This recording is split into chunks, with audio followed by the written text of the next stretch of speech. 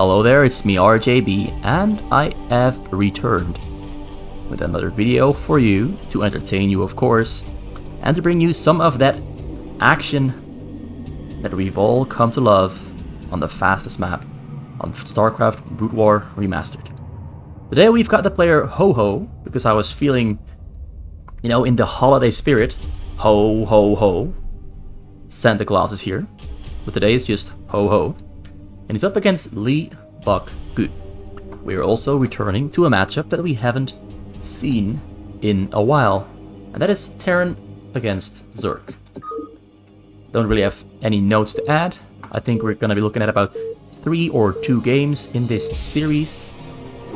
And I everyone know that Hoho, who plays under the name Gangnam Life, is in fact a very, very formidable and strong and a not to be underestimated player. He used to be, before he went and hid himself in secrecy and privacy, he used to be one of the best Brood War streamers for fastest map.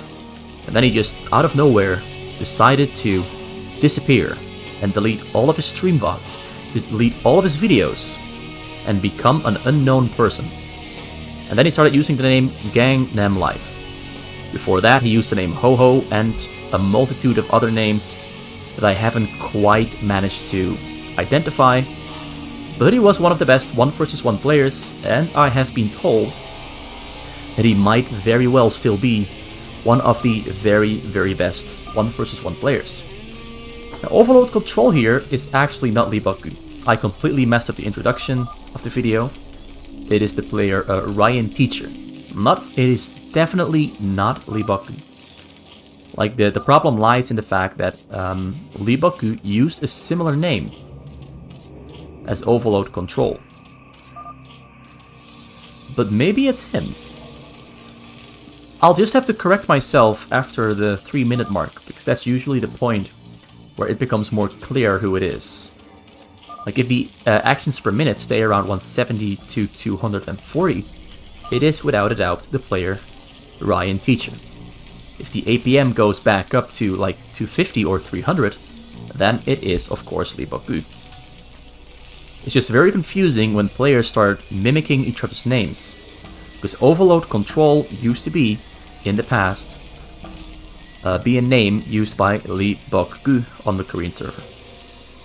Now Gangnam Life here, so you would have already seen, but which I hadn't mentioned yet, is here on the Zerg. On the 9 o'clock base.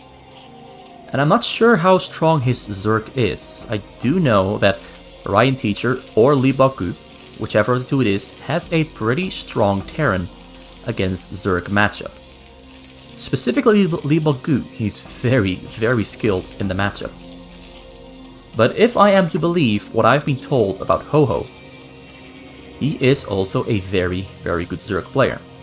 I've seen some replays of his, but it's mostly been Terran or Protoss. I've seen him play Zerg once against a Canadian player, but I wasn't really accurately being able to determine how good he was from that replay. He looked very, very strong though, but his opponent wasn't that strong, so it was really hard to determine. And it does look like Overload Control is in fact Leebokgu, because his APM is higher than what Ryan Teacher's APM would be, although his APM is now going down again because I mentioned it. It's very confusing. I'm just gonna call him Overload Control for now and make my final judgment later on into the match. There is a factory coming out there in the front of his base. He's got Stim there on the way, Marines there on the middle for control, and the Overlord is finally arriving on destination. He knows where Overlord Control is located on the map, and the Overlord's just gonna hang there and get the vision. He cannot see the factory there though. It's very close, it's very, very close. But he can't see it, so he doesn't know it's there. He does know, though, that there's medics and marines, which of course means that he's gonna have to fortify his choke, which he's doing. He's exactly doing that. He's got 3 Sunkens finished, 2 more can be turned into Sunkens. As the moment he sees them leave the base, they're going to get turned into Sunkens as fast as he can, because he needs them to survive that frontal attack. Now you only need about 5 Sunkens very close to each other to hold off a Marine push, because this will kill all the Marines. He's putting a 6th one down just in case, to also seal off this little pathway he had there. And Leebokgu, yeah, definitely Leebokgu, is going to go in through the front, stims the Marines there onto the Sunkens, but this is not going to work. Those Marines are going to die, although he's going to take down a couple of those Sunkens there for sure. Well, the amount of medics, though, is very, very high, and the amount of medics might just make this work. As long as the medics don't run out of energy. More Marines are arriving on the scene there. Alright, I was definitely wrong. The amount of medics is changing the tide here in favor of Leebokgu, but Leebokgu now losing most of his Marines, only a couple of them are left alive, and the medics have run out of energy, so no more healing. So it almost worked, but Gangnam Life had just enough Sunkens to make the medics run out of energy to stop the healing, and then the Marines just went down like flies under a telescope. I mean, a magnifying glass. A telescope wouldn't do anything at all. A magnifying glass, though, well, that really burns down the flies and the ants. Let's just say the terminology and analogy was very, very bad. I picked a very, very bad analogy there. So let's just ignore I ever talked about bugs and flies and ants. And let's focus on what Gangnam Life is doing here. He's going for a very, very, very low economy, super fast hive. This is one of the fastest hives I've ever seen, but he also has only 2 extra macro hatcheries, which might end up hurting him in the future. But Muliks are on the way, 9 of them in total, and because Leebokgu threw away a lot of his Marines, he's not in the healthiest position whatsoever. And these Mulisks are able to snipe Marines with a single shot. But where is he gonna go? Is he gonna go for the base, or is he gonna pick off Marines here on the center, or maybe pick off the tank? I have really high expectations for Hoho's micro with the Mulisks. Comes in. Micro is not the cleanest yet. Alright, now it's looking cleaner.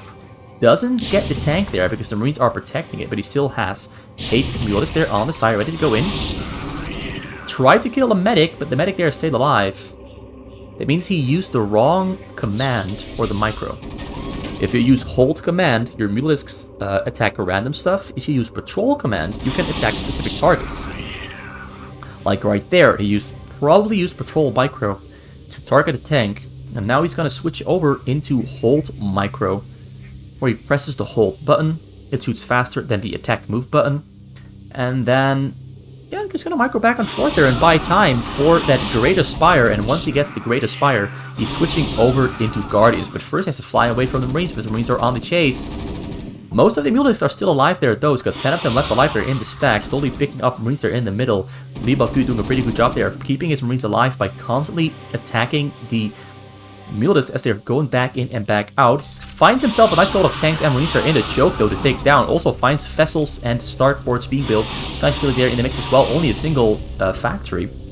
Marines are in the front, can't really do anything. They can decide to return back to base, but then of course he no longer has pressure on the choke. He's gonna keep this here, but he's gonna lose stuff there in the back of his base. He built a lot of turrets there around his command center, so the command center is safe for now, but all the stuff here in the front is gonna keep getting harassed non-stop. And the vessel that's gonna come out might get taken down. Wait, he cancelled both vessels and he's going for a Valkyrie instead. Marines there slowly falling in number, only 6 of them left alive. He lost 4 of them there in total.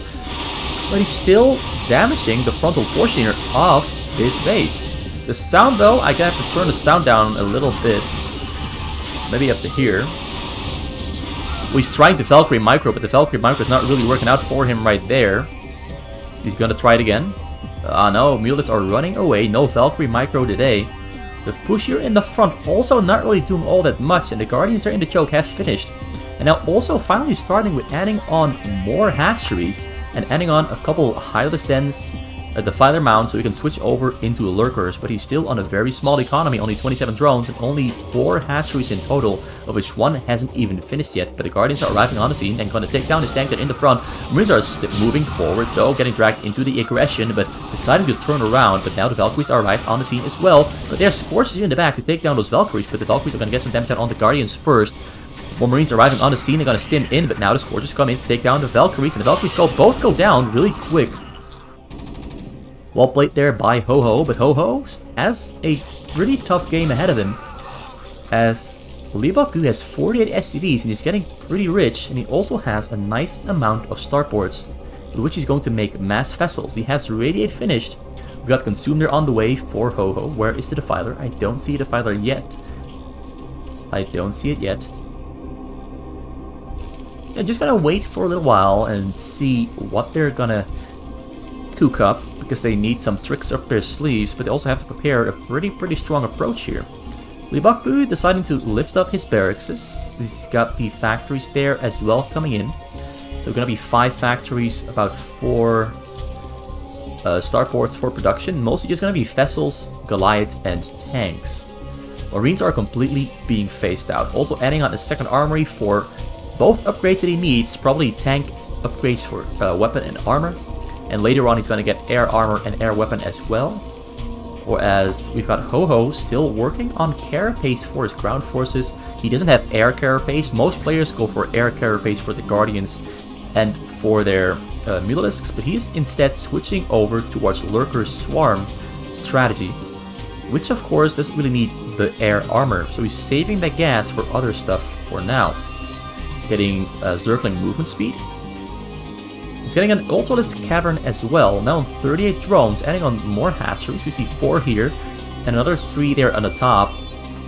This should be interesting. Now the push here though in the front is happening, and now there's 4 tanks, so he's going to be a little bit faster, but the Guardians come in to attack to clean this up. And the Scorches are ready to hunt down the Vessels. The Radiate comes down on the Guardian. Guardian is very slowly dying. Vessels get micro to safety just in time, but all the units there on the low ground are taking the beating. They're taking the beating for sure, but more Vessels arrive on the scene. Oh, the Vessels running straight into the Scorches. Scorches get a couple of... Ooh, he gets most of the Vessels there. Only 3 of them left alive, but they don't have energy left anymore. So Leebokgu there licks his wounds and retreats with his Marines and his tanks. But the Vessels on the top side, though, they are going to hunt for some drones. But currently... Oh, that one is energy. Coming in from the top side. Does he have Scorches? He has 2 Scorches there, but he is not in time. He doesn't have Burrow either. He has Burrow. Oh, I am so wrong. He has Burrow.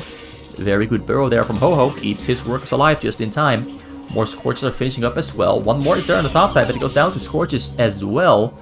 So he cleans that up really nicely without really taking any damage, except for losing a single drone there in the exchange. Leebokgu there though, still on a 50 supply lead. He's got a pretty big base, a lot of factories there in the back. He's running short on gas there though. But unlike Gangnam Life, who's running short on minerals, he is propelling himself forward slowly but surely.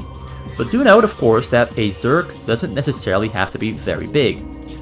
Not in a Zerg versus Terran. In a Zerg versus Terran, the Zerg usually just has to focus on a very diverse tech. They have to get Lurkers, Guardians, Defilers, and usually that's it.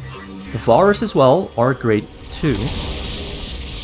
He also has Ultralisk option opened up. He's got the Zergling speed and attack speed also opened up, so he's got some options. He's also getting Ultralisk upgrades. He's getting the Carapace upgrade there for extra armor on his Ultralisks. Gonna make them very resilient to the attacks from Leebokgu. Got Lurkers there burrowing up in the front under a Dark Swarm, which is exactly what he needed. Now he can buy himself a lot of time and keep Leebokgu away from his base and stop Leebokgu from progressing forward, because these Lurkers are just going to eat up and soak up all those tank shots without ever taking damage from the tanks themselves. Instead he has to maybe use his Vessels to damage them very slowly but surely, although he's catching out some overlords there on the bottom side there of the base, and now the Guardians are taking them fire as well. Level 1 upgrade for the air attack on those Valkyries is doing a lot of work there. He's also cleaning up vision. Now the Vessels are on the hunt, but the Valkyries there are gonna take the brunt of the damage first. But no Vessels go down. More Scorches are arriving there, though. He's gonna have to dance his way away from the Vessels, and the dance here is beautiful. He loses all of his air units here, though. So Hoho once again manages to expertly defend himself from an attack on his drones and an attack on his Overlord. So he's gonna be fine for a little while longer. But while all that is happening, Leebokgu is still getting bigger with his tank army, his Goliath army. And of course we've got dropships and Vessels and Valkyries being rebuilt very quickly, because as I mentioned before, he's got those 4 starports, and that is a very steady air production. Now 61 drones for Hoho. We've got 3 Defilers there. There's only 2 more Lurkers in the front. The Swarm is going to end very soon, I feel, but he is on track to becoming really big. We've got 4 more hatcheries there being added on. We've got 8 hatcheries there in total on the bottom. This is number 9. 1 there on the top side, so about 11 hatcheries for macro at the moment. should be enough for the remainder of the game, as long as he keeps his tech diverse and effective, and he makes strong choices. Eventually, at some point, though, he might have to scale up to 16, but I'm not sure if that is something he's got, you know, in the plans or in the workings.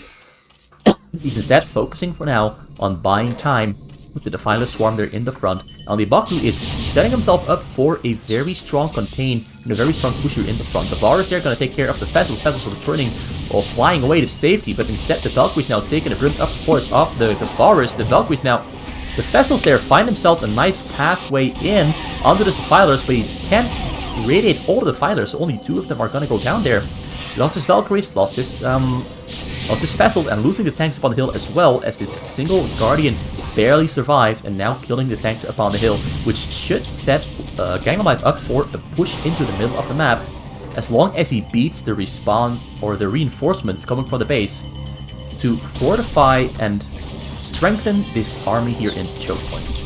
So he lost the top side there, but sets himself up for success on the bottom side there with tanks and Goliaths upon the hill.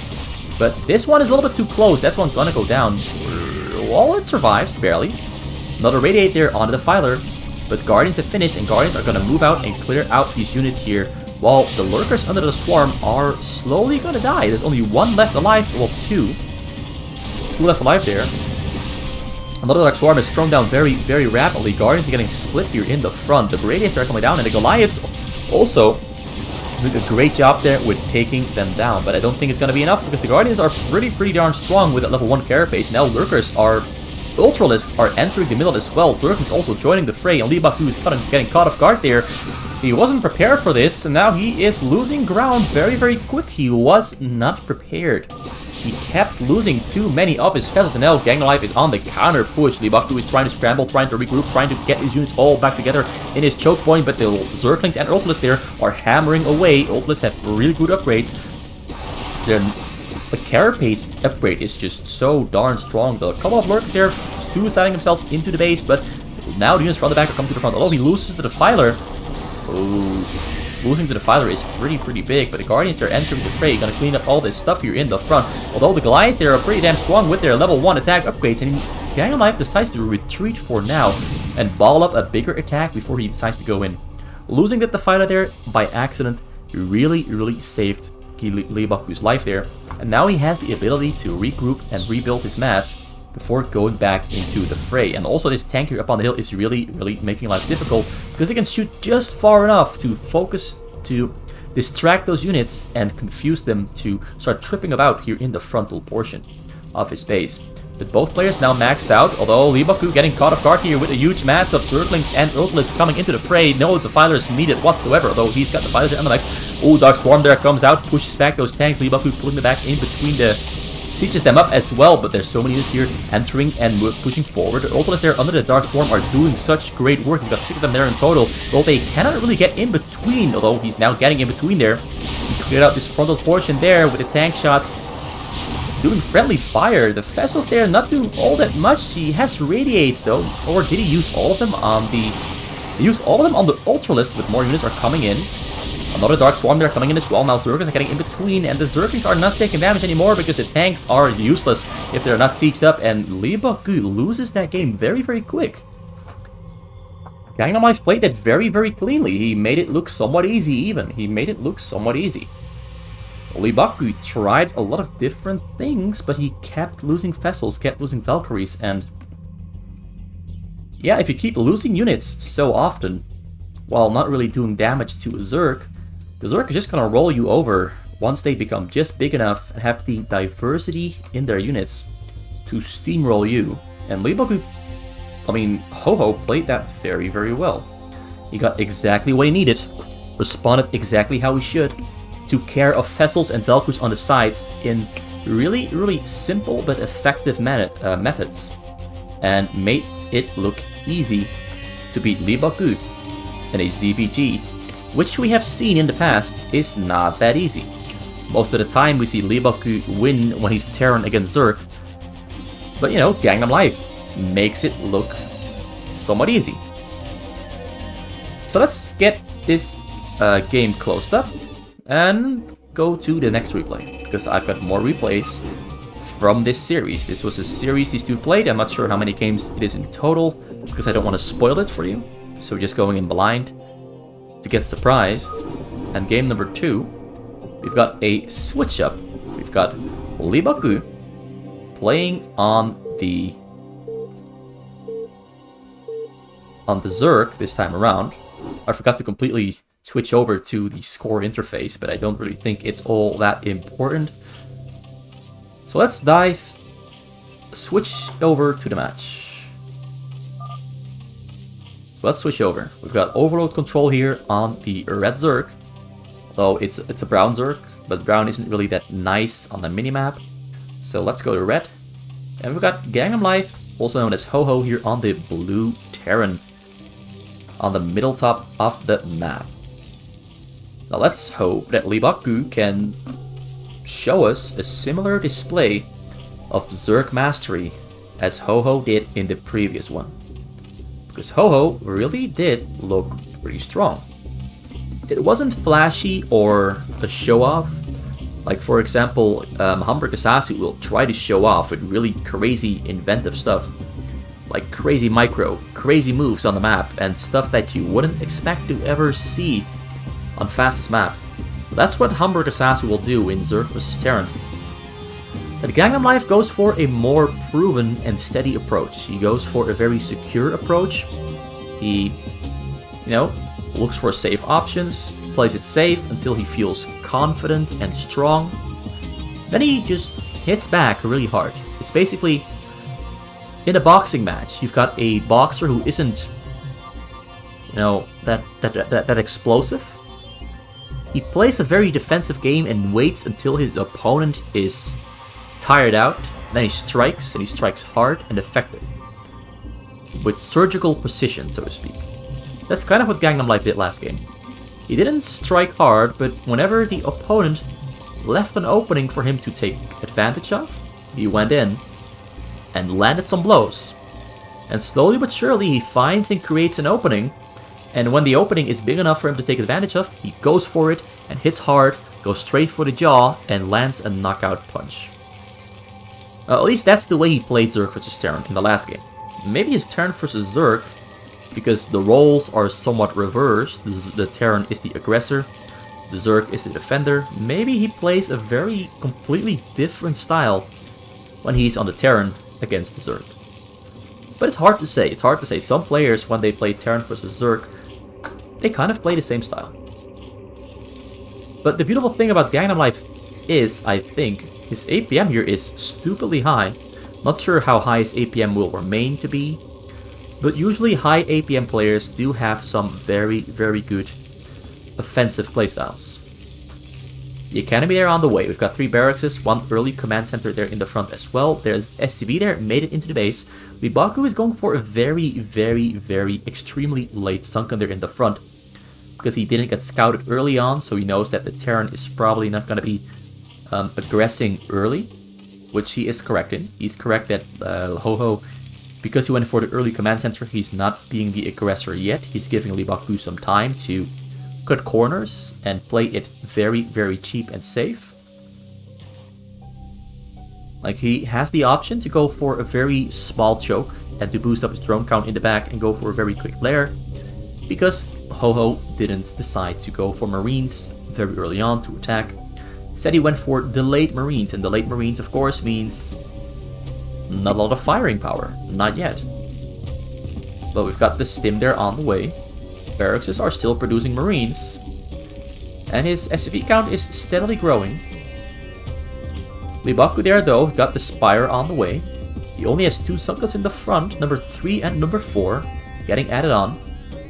Gangnam Life is very slowly growing bigger, growing stronger, but it is taking a while. He's waiting for his medics, and he's waiting for his Marine count to be significantly big enough that he can maybe stim in through the front door, which I do think he's going to try to do. But Leebokgu, much like what Gangnam Life did last game, he's got a unit there for vision, so this is going to get spotted moving out, and once he spots it, he's going to turn these 2 creeps into Sunkens soon. There it is, he's turning them into Sunkens. Marines are on the way. Marines are going to try to break through. but there's only 3 medics instead of the 6 that Leebokgu had last game. With 3 medics, breaking through is going to be more difficult than, with more medics, because the healing is not that great in comparison. And the Sunkens are pretty darn strong. Goes on a scans the backside there, sees a Queen's Nest and a Spire. So he knows Mulisks are on the way. Got more medics or more Marines coming over. More Marines it is.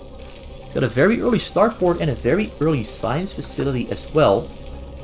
Tank and siege mode also on the way. Marine range also in the queue. I think he's going to try to stim in the moment Marine range finishes. Leebokgu there only making 3 Mulisks. He's kind of struggling with making a lot of them, because he went for a lot of gas very early on, even though he could do with only 2 extractors. He went for 3. Now 3 extractors of course means less minerals, and we're really noticing that he's got less minerals there, as he cannot afford to build all Mulisks at the same time, unlike Hoho, who could make all his Mulisks at the same time last game. So the push there very slowly happening. The Sunkens are pretty close to each other here though, which is absolutely amazing against Marine pushes, but not that great against tank pushes, because the tanks don't have to unsiege to hit all the Sunkens. Alright, the Mulisks are balling up. He's got 9 of them, I think. He's got 6 of them. 5 more on the way. Then the micro battle's going to start here. He's going to try to weave in and weave out and take down some of those pesky Marines. Slowly but surely, he comes in. Oh, he hits a pretty good one. Though it doesn't kill anything. Well, the Mulisks are taking a lot of damage there, and the Marines are not dying. They are slowly dying, but only one of them at a time, and now there's only 4 Sunkens left there in the front. This one in the front is going to go down, and I do think that Gangnam Life or Hoho is going to try to stim his way in as soon as he sees that there's only 1 or 2 Sunkens left there in the front. But that might just give Leebokgu the chance to go in with the Mulisks and finish off the Marines once and for all, and go for a counter push, counter attack. Slow and steady might win the race. Leebokgu there though just doesn't yet know where he should go in. Goes in. The tank goes down there, but the Marines there do get some great damage on the Mulisks, but the Mulisks there stay alive, so they're going to slowly heal up. Very, very, very slowly, although no, the Mulisks have jumped away. We've got a Vessel there in the mix as well. Does he have Radiant? I don't know, but the Marines there are pretty darn strong, with the medics there supporting him. Only 3 medics are just enough to do it. Leebokgu is trying to micro in and out. Ooh! He radiated on the low HP. Mulisk, that's really, really great for Leebokgu there. Leebokgu now goes with the Mulisks. The Mulisks are getting torn down, torn to shreds so quick. Only 4 of them are left alive out of the 12 that he had. And that is a very, very quick 2-0 there for Hoho over Leebokgu. Leebokgu just... I'm not sure what it is, but it just looks very, very easy. Hoho didn't play flashy. He didn't play with tricks and super impressive micro. Although he does have some micro moves. I've seen him do some amazing micro in the past in other replays. But right here, it was just pure fundamentals, making great choices, having a solid production, and having a solid vision and understanding of the game. And not taking risks. I think that's the biggest thing. A lot of players like to take risks, where they shouldn't be taking them. Hoho plays very safe, secure, and takes exactly what he can, and doesn't try to overreach. And I think that is his greatest strength. He does not overreach beyond what he can take. Whereas Leebokgu here, he tried to overreach a little bit. He tried to cut some corners and maybe gamble on being able to hold this, but it didn't work out. He got overrun, pushed over. Yeah, the base here in the back is looking pretty good as well. It's got about the same amount of starports that Leebokgu had around this point into the game. Second factor there on the way as well. Armory, a lot of minerals there floating, but considering he was attacking and winning, that doesn't really matter, that he's got minerals floating there in the base. So yeah, that's it for this video. There's only 2 replays. A TVZ and a ZVG. A mirror, basically both players just playing the same matchup, and whoever wins both games, of course, is the best. If Leebokgu won this one, they would have probably gone for a TVP and a PV, whatever. A different matchup, but because Hoho wins both games, a 2-0 victory it is. A 2-0 victory it is indeed. Leebokgu there didn't really live up to my expectations for this specific set. Hoho, with pure raw fundamental skills, wins it and shows us what to strive for. Play safe, don't risk it all, and focus on your fundamentals. A lesson important for all of us. So that's it for today. This is for RJB TV. I'm RJB. Leave a comment, leave your thoughts. I'm looking forward to hearing what you're thinking. And I'll hope to be back tomorrow or sometime this week to bring you more Starcraft Brood War Remastered on fastest map. Hope you enjoyed it. Goodbye.